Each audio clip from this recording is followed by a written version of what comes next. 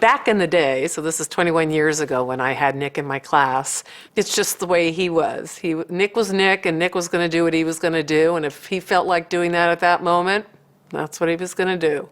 I pulled the fire alarm in her class. I don't know why I did that. I was standing by and I was screwing with it, and I knew it was a fire alarm or something. You know, I was in second grade. It just didn't really understand how the fire alarm worked, you know, because I would kind of mess with it, and then I think I kind of started, I didn't mean to pull the fire alarm, but I was screwing with it too much. And I ended up pulling it, and I was like, oh no, I did not just do that. And then like I was the only one standing there. I'm like, it went down. I was like, and she's like, you pulled it. And I was like, oh. It was bad. It didn't surprise me. It was like, oh, Nick. Since all of this, I looked on YouTube and I've seen some videos of him because I haven't seen him since he was a kid. He's the exact same. He doesn't make eye contact. He talks very slow and deliberate, takes a breath between words. I mean, when I saw him on that video, he was the exact same kid. I had a hard time. I moved around schools a little bit. One school has got one type of people, and then another school has got another type of people. So I got to learn a lot about people, I think, on account of that. I don't know how much I learned in school, but I did get to learn a lot about different types of people. Going to a school where it's not so hard, I really stood out as like a hardcore guy when I'm not so hardcore in a hardcore school. So it was just no fitting in anywhere. What happened was, you know, I ended up in these confrontations all the time because I was gonna fight with this kid, and all his friends were like, "Hey, well, you're gonna fight this guy. You're gonna fight Justin. And I'd be like, "Hey, f you," you know what I mean? Because they think it's funny, or they're talking, or someone will come up and be like, "Yeah, you're gonna fight Justin Acello. He's gonna whoop your ass," and I'd be like, "Yeah." You, I'm gonna whoop your ass, and then next thing you know, oh, you that dude, you mess with that dude, now you're gonna, this is so and so now I got problems with this dude, I got problems with this dude. So I'm just, high school was hard time. High school was hard times.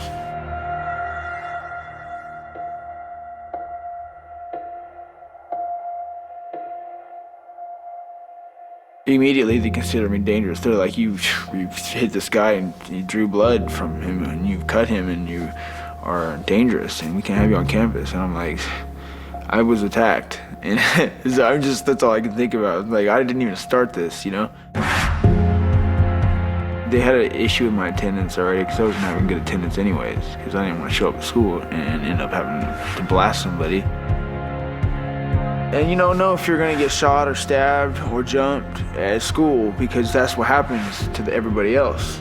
It's not like I'm just paranoid or something. I'm not paranoid. I'm not stupid. That's why I win these fights now, because I'm not stupid. It's just like now, before fights, you get a little pumped up. You feel like that when you're going to school. How you think you look. Everybody's like, hey, you're sitting there waiting to fight. Then they put these cameras on me. I'm sitting here waiting to fight, and then I'm back in high school. And it's a mess, and you're like, oh, why don't you like the camera? Why don't you like the camera? I'm like, take the camera out of my face already. He doesn't do MMA to be popular. Nick doesn't do MMA to get a pat on the back.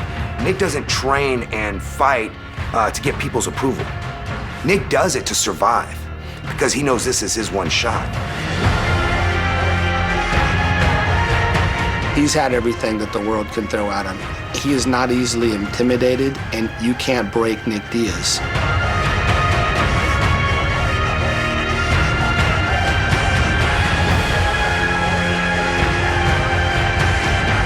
Sometimes he gets upset. When you ask me why he gets upset, it's his inability to express himself verbally.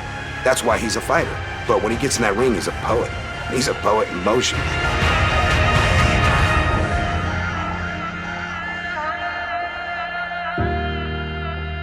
He was always told he wasn't good enough. He was always told he's not gonna make it. He was always told you don't belong here, and you know, you're not one of these rich kids. And you know, when he fights, I think he does bring some of that back. And unfortunately for his adversary, that's where that energy goes.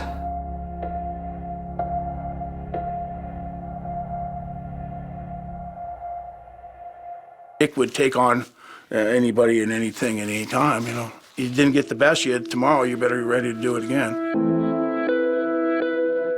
He had some behavior problems, and also he had some gang problems. Gangs were trying to recruit him because he had a reputation of being tough, and the gangs wanted to have him join up. He wanted to better himself, I could see that. When he didn't do his work, he'd have to do a few push-ups.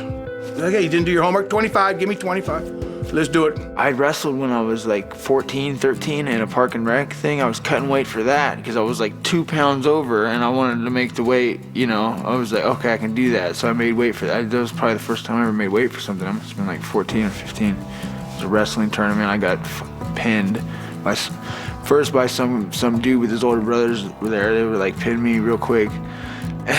You know what I mean? His brothers were there. They're like, man, you animal. They're like, and I was just like, oh man, I was like crying or something. I was like, not there, but I was like, had to take a walk. I was angry, you know, wrestling was not working out well for me. I mean, I liked wrestling. I wanted to be good at it. I just was having a hard time learning. I watched the UFCs. I ran into the tapes. I saw Royce Gracie. I said, I can do this. I started doing jiu-jitsu somewhere when I was like 15, 16, sophomore year, high school. And that's when I met Steve Heath. I noticed immediately, I teach a move, he'd do it right the first time. Taught him the same move, he'd do it better the second time. By the third time, he did better than me. And I'm training with Steve every day for months, and then I finally realized that he learned from Cesar Gracie. And I'm like, who's Cesar Gracie? And I'm like, you're telling me like there's cousins and like, you know, I'm trying to figure out the whole family tree thing. When I first met Nick, he was a guy that, you know, he was hanging out with the wrong crowd. Jiu-jitsu offered him an avenue to look at the world in a different way. He didn't relate well in school because they tell you you're gonna do this homework, you're gonna learn it the way we're gonna teach you, and that's how you're gonna do it or you're gonna fail. And with martial arts, it was something that he could do his way. He would start coming in every day. I asked him, I said, hey, aren't you supposed to be in school? And he goes, I'd rather come here and train. You know, I have no interest in school.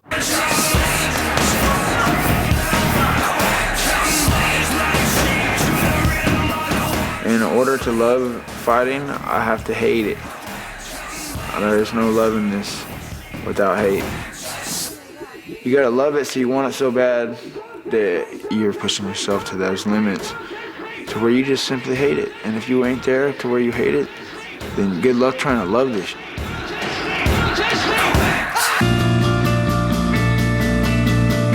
You know, what you see is what you get. I'm not out here trying to put on an act like I'm crazy. In my opinion, everybody else is crazy out of their mind. They're the ones putting on an act for you. The camera gives them a line and they say it 10 times over again, and they turn these guys into these robots.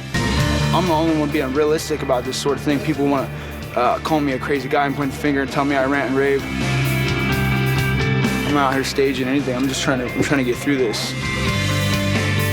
You know, I'm gonna do what I gotta do to survive and keep my teeth in my head and my head on my shoulders.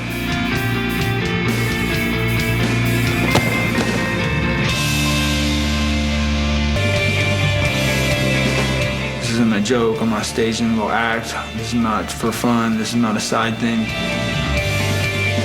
This is fighting.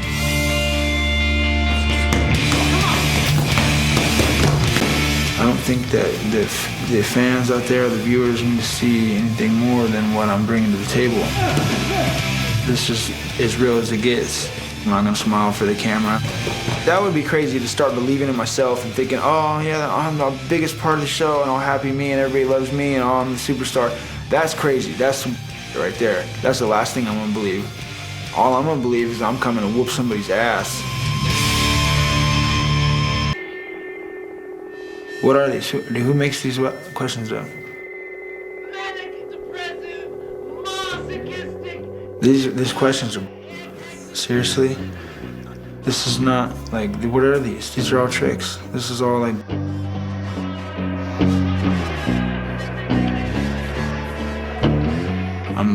water, I'm low on calories, I'm low on food, I'm low on energy, and I'm more so than anything low on patience with anything that takes patience. If you ask me something stupid, then I'm gonna answer it with something stupid. And if I hear myself talk something stupid and I'm really pissed off, depressed, and bent out of shape about it, I might throw a fucking really serious fit for no fucking reason.